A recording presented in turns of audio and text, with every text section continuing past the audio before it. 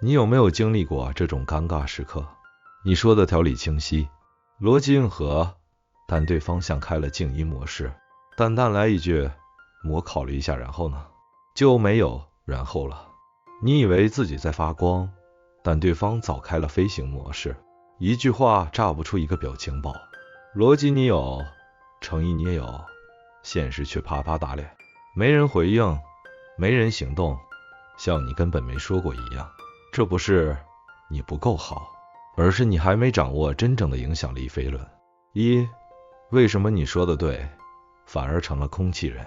很多人以为我说的够专业够客观，别人就该听错。真实情况是，你越认真摆事实讲数据谈逻辑，别人越像在看天气预报。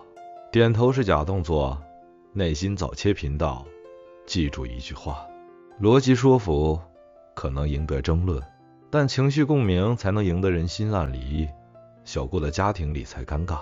小顾30出头，每月做一份理财计划表，试图劝爸妈别乱买理财产品。他讲得很认真，收益率、风险比、利息税。结果爸妈听完一句我们知道了，你去忙吧。他越讲越焦虑，爸妈却越来越抗拒。为什么？因为爸妈不是听不懂，而是没被打动。人类不是理性动物，是被感觉牵着走的情绪动物。真正的影响力不是输出力，而是结构力。为什么有些人说啥都让人信，而你说的再好也像空气？核心区别在于他们背后有一套影响力结构系统。不是会说话的人厉害，是会架桥的人真正影响人心。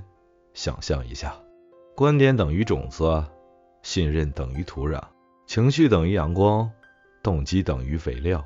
只有三者齐备，种子才会生根发芽，形成行动。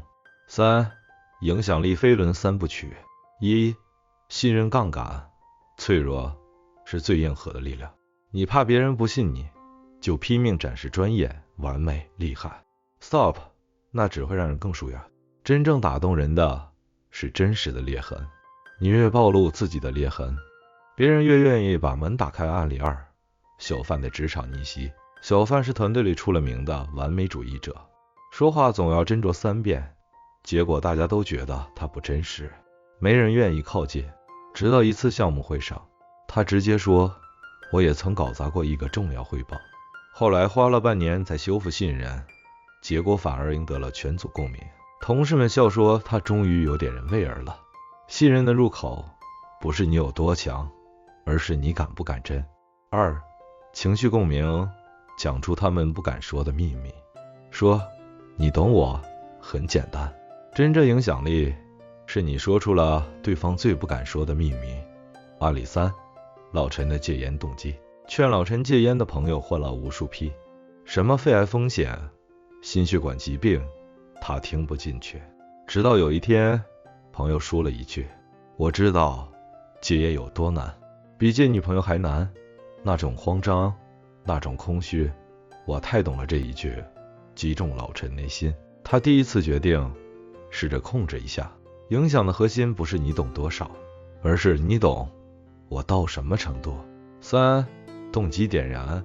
痛点加渴望才是行动引爆器。人不会因为懂了而行动，只会因为我现在不做就会错过或吃亏而动。案例4，小谭的健身动机。小谭喊了半年我要减肥，嘴上说，朋友圈发，身材没变，直到教练说了一句，再不练，明年夏天你还在穿大码 T 恤。别人在海边自拍，你连水都不敢下。这一句话像鞭子一样甩在他身上。第二天他就去买了健身私教课。动机不是讲道理，是让人感到不动就会做事。从表达者通到设计师的觉醒。真正有影响力的人，不是多能讲，而是能设计，让别人愿意听，愿意共鸣，愿意跟上，完成2的觉醒转变。从输出者到触发者，不是讲完就结束，而是引爆认知和行动。